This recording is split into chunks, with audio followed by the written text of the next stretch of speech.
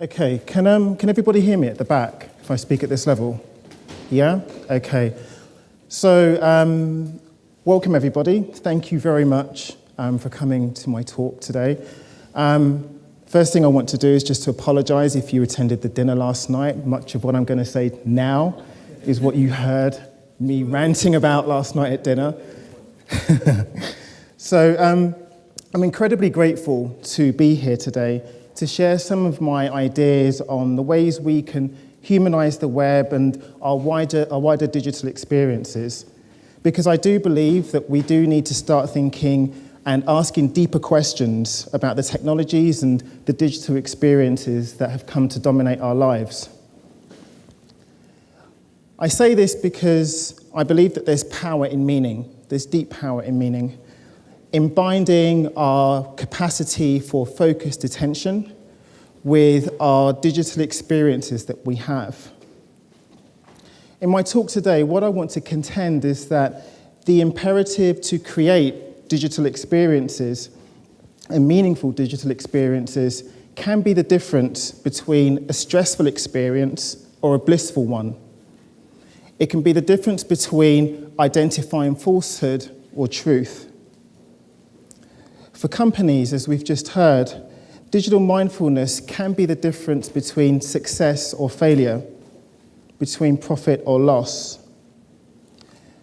For people with their digital experiences, the digital mindfulness aspects can be the difference between creating lasting emotional connections or reduced life satisfaction. It can be the difference between creating a life of constant stress or of self-actualization. What I want to talk about today is how the quality of our attention that we bring to our digital experiences will ultimately help us to create meaningful and beneficial digital experiences and ultimately to humanize the web. So, if we stop to ponder, to think about our lives and how they're mediated by digital tools and services, it's impossible not to do so without a sense of awe. Now, in an age where absolutely everything is awesome, I use the term in a very deliberate way.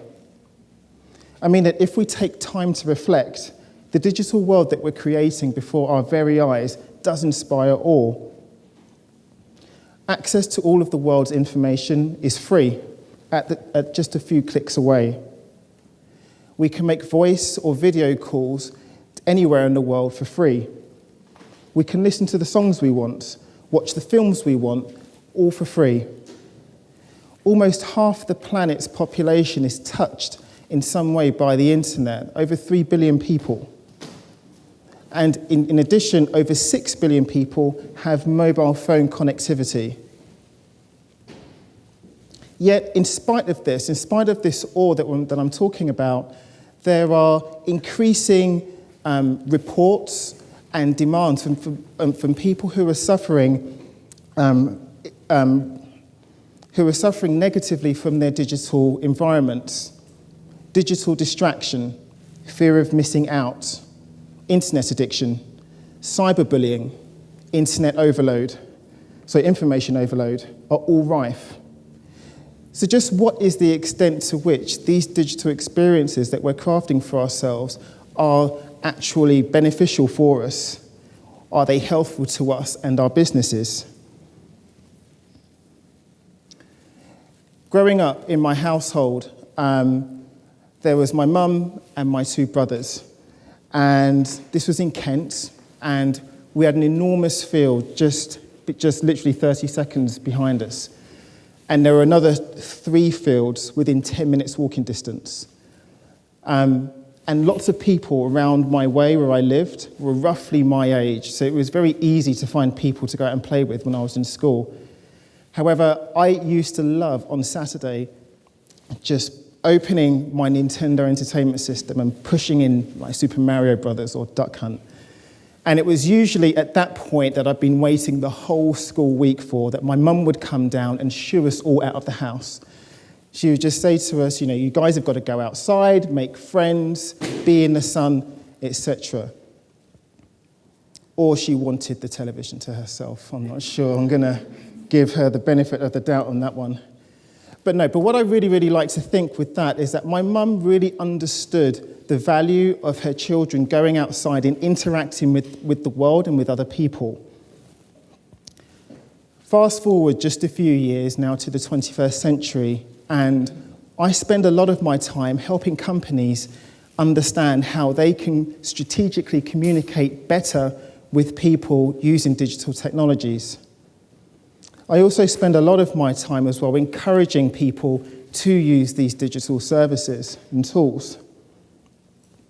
So when I would look at, say, the work of my clients, or I would look at other companies that had done well online, it would fill me with an enormous sense of fulfillment. I would think like, wow, they're doing incredibly well online. Look at the way that they're interacting with people here, and look how many clicks they've got. But in spite of that, I always left feeling I always had a sense of unease with the work that I'm doing. In time, I began to become more cognizant of the different complaints and the different sense of unease, not just in me, but in other people that was arising. People, for example, reported feeling more disconnected from each other rather than more connected as they should have been. There were many more reports of suicides being brought on by cyberbullying and other such tales.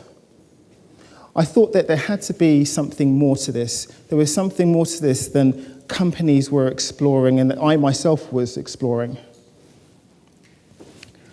It was then that I found the work of incredible people writing really thoughtfully and proficiently on this, like Professor Sherry Turkle, Alex Soojung Kim Pang, Stephen Johnson, Howard Rheingold, etc.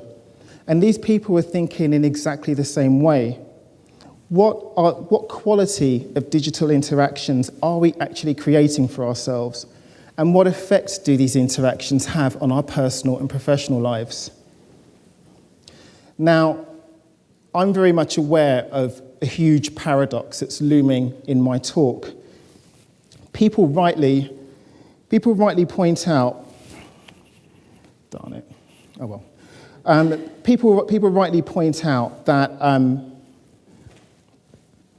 that there's a lot of good that's brought about by these technologies. You don't have to look very far to see somebody smiling affectionately at their screen when they receive a notification of an image posted up about them by a loved one, or a text they receive from WhatsApp by someone. In addition to this anecdotal evidence, the scientific evidence is also rushing to catch up.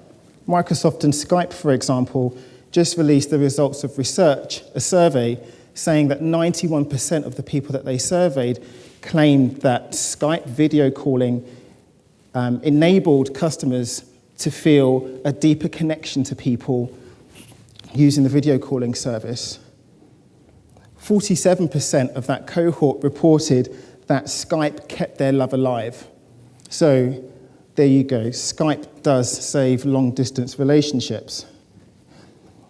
And in addition, I'm sure you're very familiar with the work by fabulous people like Jane McGonigal and Tom Chatfield, who claim that video games are absolutely superb tools for teaching people about deep-seated, important human traits that we need to develop. For example, how video games increase our capacity for empathy, how they increase our ability for resilience in the face of failure, and also cooperation for hugely complex tasks.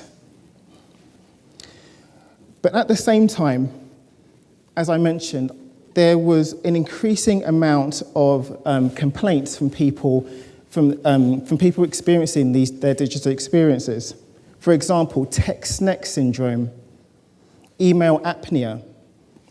Email apnea, the syndrome where people, when they receive their email, people actually hold their breath when it's particularly stressful. Increased reports of carpal tunnel syndrome, internet addiction, decreased self-esteem from being online, and also digital distraction. And also, more worryingly to me, once I started to scrape just a little bit below the surface, I found out that these complaints weren't just focused on people themselves, but more broadly, companies. For example, a piece of research that was released recently said that digital distraction costs companies up to £10,000 per person per year. Also, that it takes, when people are distracted by notifications, by their phones ringing, by email popping up, it takes people on average 23 minutes to regain the focus that they had in the office. And so everything that I'm talking about now, I felt was much more important, particularly when you look at the trends in terms of internet connectivity. Cisco and Intel, for example, state that by 2020, 50 billion devices are going to be connected to the internet. And that's in addition to the race to connect the other 4 billion people that are currently unconnected. By this time, by 2020, in urban areas, it's going to be harder to be offline than it is to be online. So for me, it's imperative that we understand how to improve the quality of our digital experiences. Otherwise, syndromes like those I've just described will become all the more pervasive. So it was from this that I created this company and this movement called Digital Mindfulness. And what it was I brought together experts from a range of industries and scientific disciplines from all over the world who are making real inroads into deciphering how we can collectively create more meaningful digital experiences. Digital mindfulness is focused on one premise. It's dedicated to the art and science of living well in a digital environment. It's inspired in part by the definition of mindfulness meditation given by Jon Kabat-Zinn, who says that mindfulness is a state of mind where it relates to paying attention in a particular way, non-judgmentally, on purpose, and in the present moment. Digital mindfulness also works on the premise that there is a wealth of unquestioned assumptions about the ways that technology and human beings work. And these unquestioned assumptions may be detrimental to us. Email, for example, according to the research, was designed for office workers, and particularly office workers whose measure of success was just how much they produced in one day. Consequently, that means that whenever we use email, and bear in mind the actual design, basic design of email hasn't changed that much over the years. Whenever we do use email, from the first time we look at it in the morning to last thing at night, we never leave the office, ever. We are virtually and mentally in the office every time we look at email.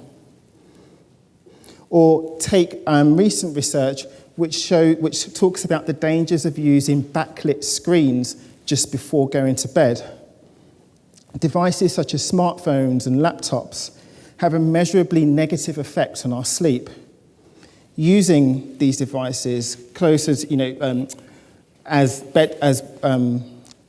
bedtime comes closer, causes us to lose up to 55% of melatonin, which is the sleep hormone.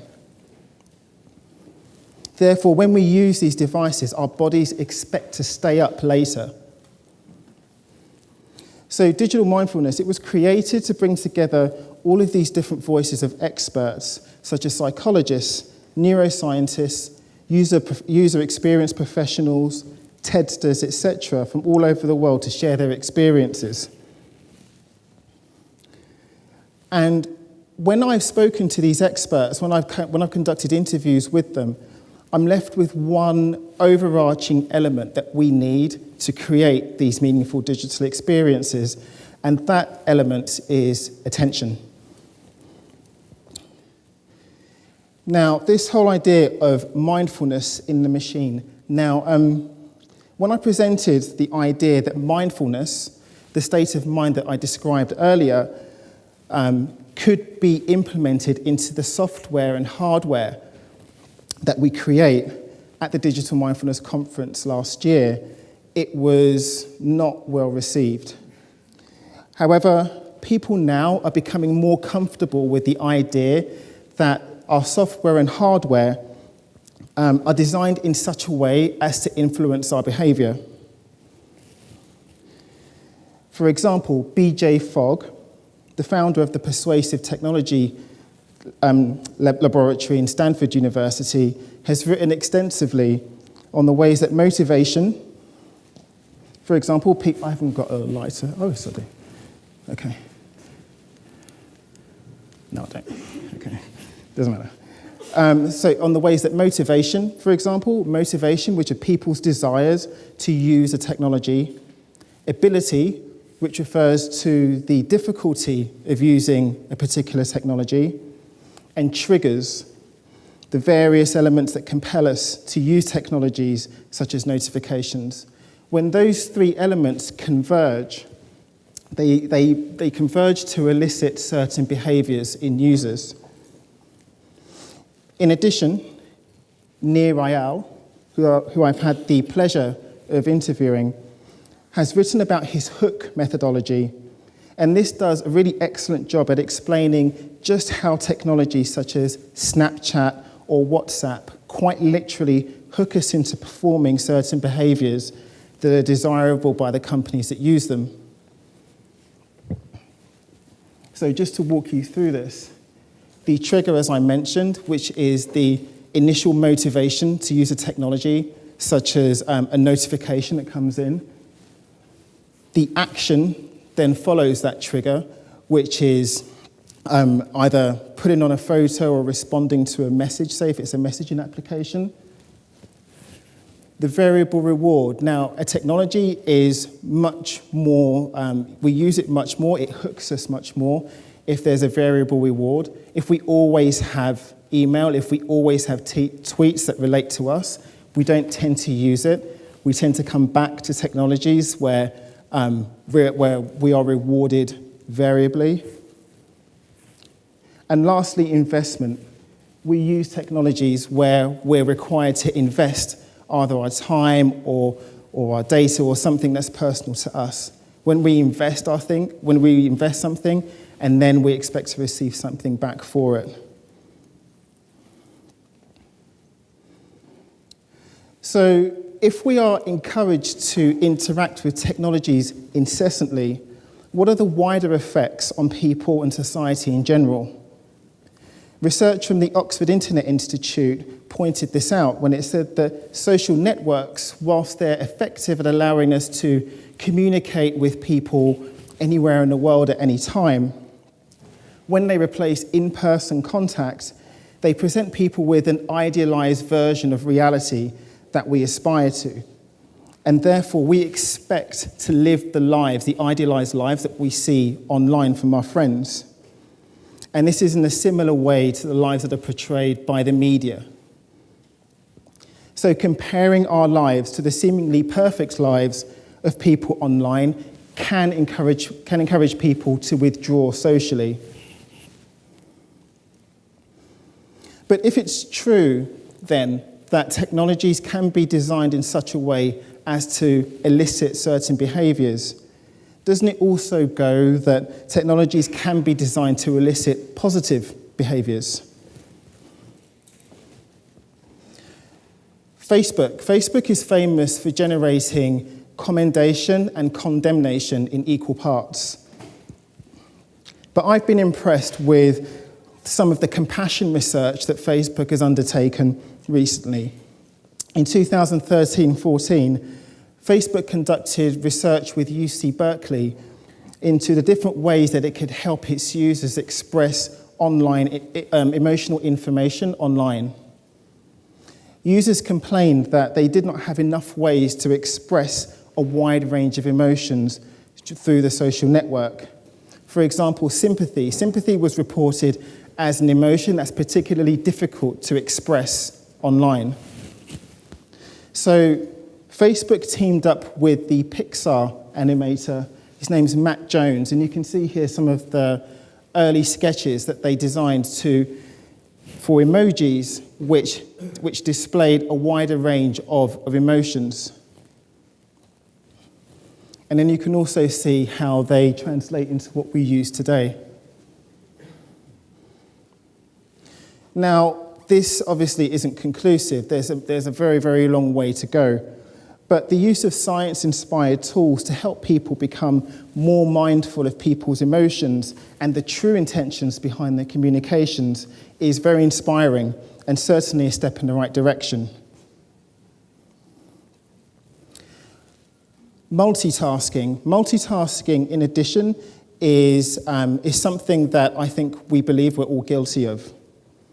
Multiple browser windows open at the same time, multiple applications running at the same time. We respond to tweets, status updates, notifications, telephone calls, and other interruptions. The list literally becomes endless.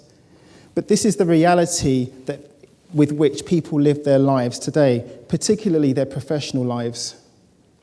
However, these constant distractions lead to what the former Apple and Microsoft researcher Linda Stone calls continuous partial attention. We never fully pay attention to anything, and rather what happens is that we're constantly changing our focus, which has a very measurable and negative cognitive load on us. Stone claims that when we're placing our attention in this way, it has the effect also of putting our bodies into a fight or flight state, which is obviously terrible if we're sitting down doing work. Gloria Mark from the University of California, Irvine, goes one further. She actually states that there's no such thing as multitasking, and that, that all we do is shift attention. She claims that because of this, it takes on a much higher cognitive load. And she says that, for example, email is one of the biggest culprits of this, of shifting our attention, of distracting us constantly. And the reason why email is such a big culprit is because we don't have any control over email. We don't have any control on the way the emails come in and annoy us. And certainly when we dovetail this with social norms, how we're always expected to reply quickly to email, you can see why email is considered as such a distractor in the workplace. So what can we do about this? Well, ultimately, I believe that the first thing that needs to be done is to raise awareness of the nature of this conversation. Ultimately, as society, I think we need a toolbox of responses to assuage the concerning negative effects of digital technologies. I think we also need to ask better questions of our relationship with technology.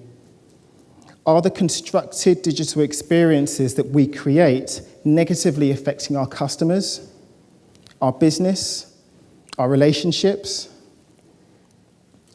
In the short term, we need to seriously think about the different tools that we use.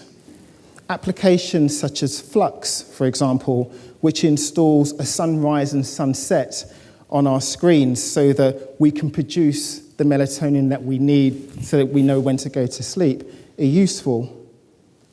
There are also trendy mindfulness applications such as Buddhify and Headspace, which introduce people to the practice of meditation. You can even download internet blocking applications such as Mac Freedom, which sever your access to the internet completely.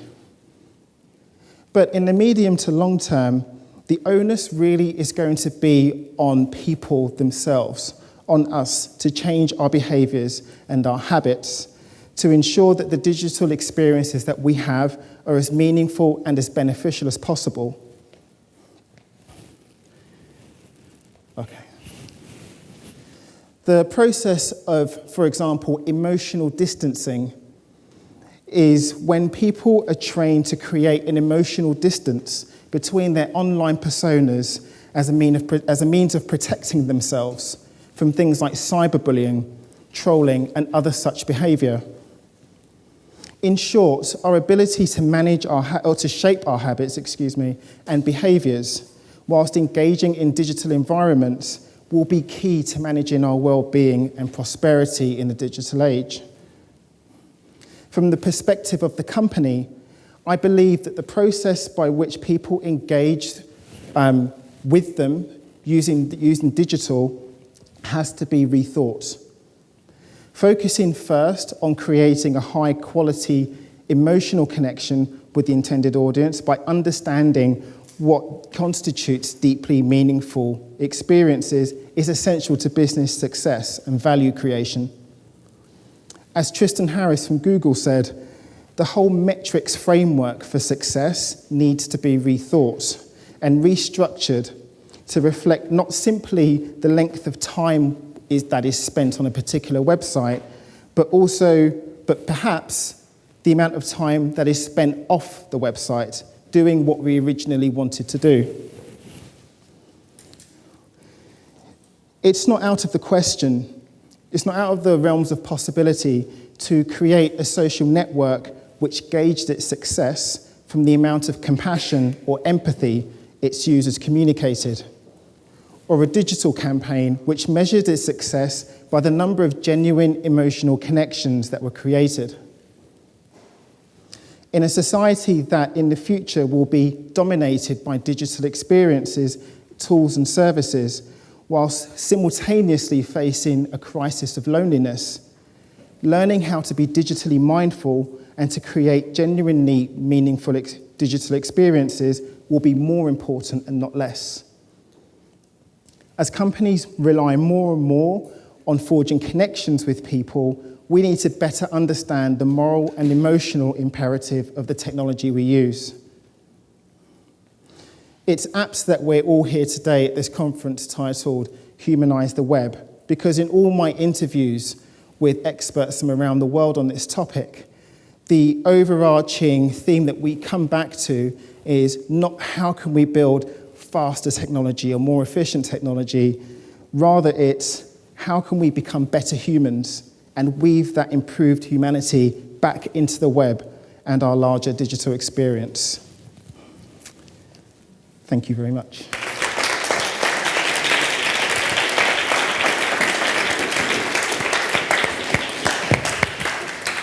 That was really fascinating. We've got 10 minutes for Q&A. So would anyone like to kick off with a question? Go for it. Can we have a microphone, please? Just hold your horses while we get a mic. It's fascinating. Really good. Hey, thank you. You mentioned about how it can take people like 23 minutes to regain their focus after an interruption. And I've tried mindfulness, meditation and stuff myself, and it does help, but it's quite hard to convince yourself to begin with it helps. And you said at the end of the day, it's going to be up to us as humans to do it. Like I've also tried the thing where it disconnects your internet, and I just press the button and turn it back on when I wanted to go on the internet. So how can we educate people that this is important and train people into doing it? I think that's a good question. I think one of the things that I really want to emphasize is that we really are at the embryonic stage of really questioning the quality of our relationships with our digital tools. Mindfulness meditation, for example, is not an easy practice. And I was just talking about this earlier. I can't actually do it. I can't sit there and do nothing and think of nothing for 10 minutes. But I do other things that kind of put me, because what you're trying to achieve is that state of mind. You know, putting yourself in the present moment, looking at things non-judgmentally. So that's what you're ultimately trying to do. I do things, I write what's going on in my head at that present moment, and there's things that I can share with you. I'm very happy to do that. I don't recommend, for example, you can use internet blocking technology. I don't really recommend that because it's like a nanny. No, it takes all agency away from you, whereas what you're actually trying to do is to generate better habits, a better relationship with your technology. So I think this is all I'm trying to say. We're very much at the embryonic stage. I'm very wary of giving ultimate answers and talking in superlatives, but certainly trying to interrogate how can I better use this technology? Is this serving me? Is this serving my customers or my business or my relationships? Is it really the best thing to be looking at my phone, which is like, destroying my corneas late at night? It's probably not. So yeah. Follow-up question. Sure. Do you think that people building products should be taking some responsibility for this? Because it's easy for us to try to do these things actively if we're aware that there is a problem, but I think large numbers of people aren't aware that their focus is being destroyed by the technology. Is it people building products? Should they take some responsibility for this? I think, so one of the things, if you look at Jane McGonigal's work, she's really excellent at talking about the sweet spot that video game designers try to aim for, where we're just like this, mouth open and we're totally focused in this game. And that's what they're aiming for with people. I think it's really difficult for us to take back what is, I think, our most precious commodity in the digital age, which is our attention, because all of these tools and services are specifically designed to break up our attention. So, for example, when you look at the measures of success in the current digital economy, for example, click-through rates, it rewards clicking and being distracted, and that's what you look at Facebook, and you don't just do one thing. There are so many things to do, and even that's popping up and distracting you. So it's incredibly difficult. And it's difficult for designers too, because maybe there isn't any money in creating just an email service that focuses, that makes us calm. But I do think we do have to find a way that while it's not commercially viable for companies to do that, I believe the onus is on ourselves. We're really not aware of these different things. Like, for example, do you hold your breath when you're checking your email? Okay, it's worth finding out. I didn't even know I did it until I read this, and then I found out that I did. If I'm expecting a terrifying email, or even one that's really positive, I will hold my breath. And it does make you more clenched, and it does increase cortisol, and it doesn't lead you to make good decisions for your company. Imagine if you're kind of in a customer-facing company, or you're with your significant other, doesn't lead you to making good decisions. So in the first place, I think the onus is on us, but certainly technology companies can find ways to make technology, to make their products much better and beneficial for us. We're running to time, so if you have any burning questions, are you going to be here at lunch? I shall. Excellent. Yes. Please bug him gently at lunch to answer any of your questions. Thank you so much for a fascinating Thank you. talk.